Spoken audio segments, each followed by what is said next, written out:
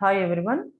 In today's class, we are going to discuss about functional approximation with back propagation. What it is? It is a functional approximation with back propagation. As we know that what is back propagation, where we have used this back propagation and so on, which means back propagation is one of the algorithm which is used in multi-layer perceptron. Okay, it is used in multi-layer perceptron. Now in today's class, we are going to check, or we are going to know whether this back propagation algorithm uh, works properly or not, which means we may here we are going to check the accuracy of the back propagation algorithm, right? That is called function approximation. Okay, so a multi-layer perceptron is trained with the back propagation algorithm for performing the classification, non-linear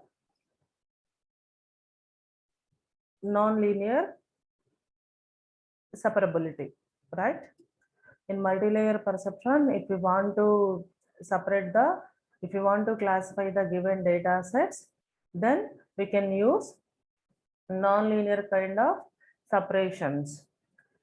Okay, to be specific, let M1 denote the number of input nodes and M equal to small ml. Ml denote the number of neurons in the output layer of the network. Okay, in general cases, here we are having two layers. One is input layer, second one is output layer.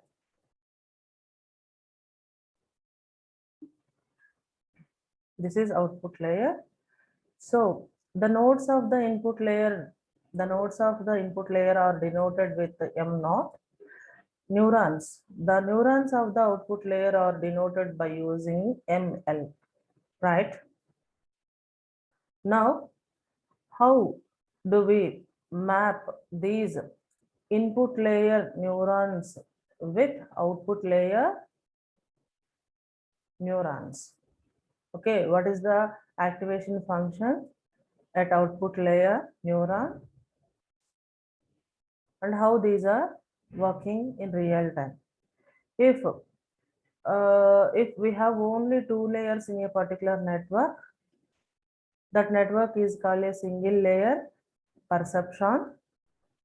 Okay, the single layer perceptron is used to classify the binary kind of classes by drawing a linear line in between, right?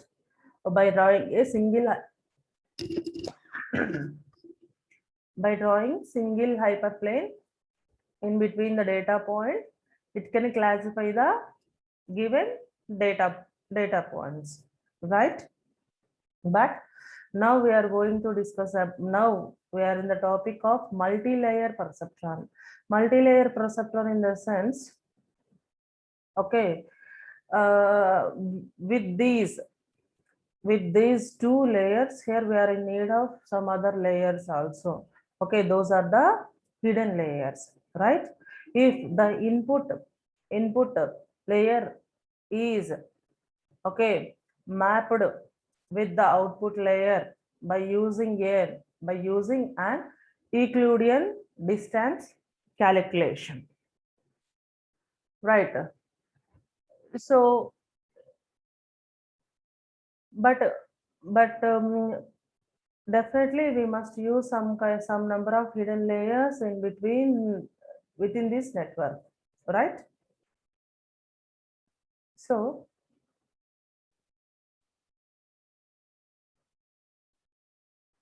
now we are going to know how many minimum number of hidden layers are going to use within this network. That is the function approximation here. With the less number of hidden layer nodes, we should perform the given task, or we should classify the data points non-linearly, right? So for that we want to tell, we should tell now how many number of hidden layers are needed to this particular network. Okay, so and also each number of hidden layer, this is assume this is hidden layer 1, this is hidden layer 2. Okay, now I have drawn two number of hidden layers.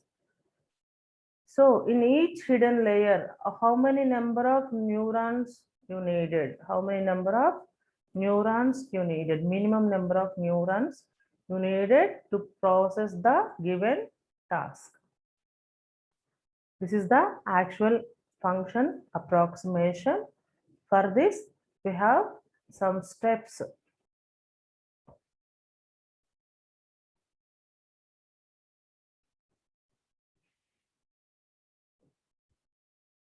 For this, here we are having some guidelines to know the number of hidden layers and neurons per each hidden layer, right? For that, here we are having some steps. What is the first step? First step is based on the data. Draw an expected decision boundary to separate the classes. Okay, suppose if I have, these are the classes.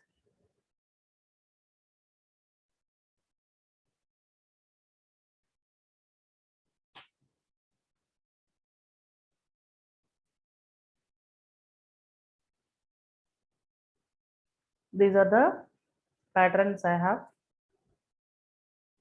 Okay, is it possible to separate these patterns into two groups by drawing single linear line? No, we can't separate by using a single line. So that's why here we are going for the multi-layer perceptron. In this, first of all, you should take, okay, one line as boundary, decision boundary to separate the classes. First of all, I may use one, I can draw one line in between these two to separate the data points. Okay, after this, if you express the decision boundary as a set of lines, note that the combination of such lines must yield to the decision boundary. If it is not enough to separate these data points, then you may draw more than one line also. Okay, the number of selected lines represent the number of hidden neurons in the first hidden layer. How many number of selected line you have used in this particular diagram? Okay, those are the number of neurons, neuron 1 and neuron 2 within a hidden layer 1. I have drawn two lines, right? Two lines. So automatically you can be represented the hidden layer 1 with two nodes. If you have three lines, then you can represent with three nodes like that. Okay. Then to connect the lines created by the previous layer, a new hidden layer is added. A new hidden layer is added, right? So if we want to connect these two lines, then for this and like this one, like this.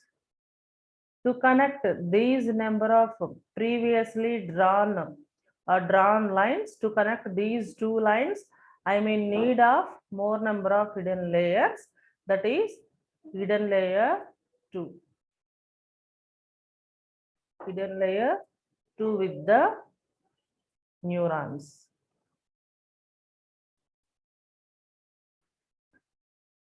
Okay. So like this, here we are going to select the hidden layers with neurons. Clear? This is the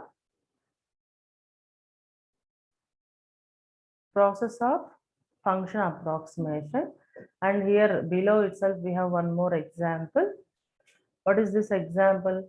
Consider the classification problem with two classes. How many classes we have? Two classes. One is X, second one is this one, right? These are the two classes. This is the two input and also two input and one output representation. And this particular problem is almost similar to the XOR problem, right? XOR problem. Now, just try to separate these data points by drawing a single linear line. Is it possible? Check it out.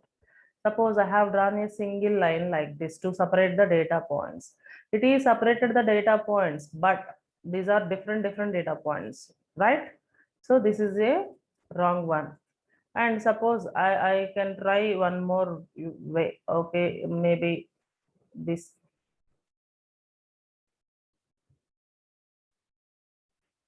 Okay, now I am going to separate, drawn one more line like this. Okay, it's separate. This part is one classification, this part is one class, then this part is another class. But it is also it's not a exact one. Why? Because here also we have some circles, right?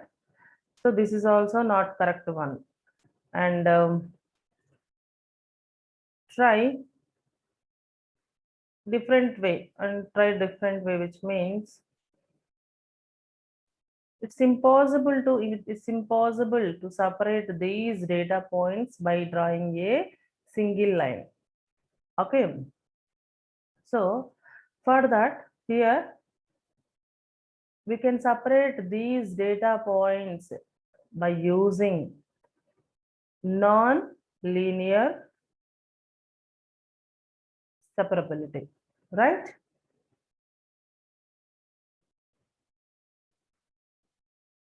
Like this. Here, these are the two diagrams represented. One way is by drawing the lines. This is one linear line, this is another linear line. After this, these are the connected like this, right? Or you can use two lines like this also. Okay, these data points or classes are non-linearly separated. See, a single line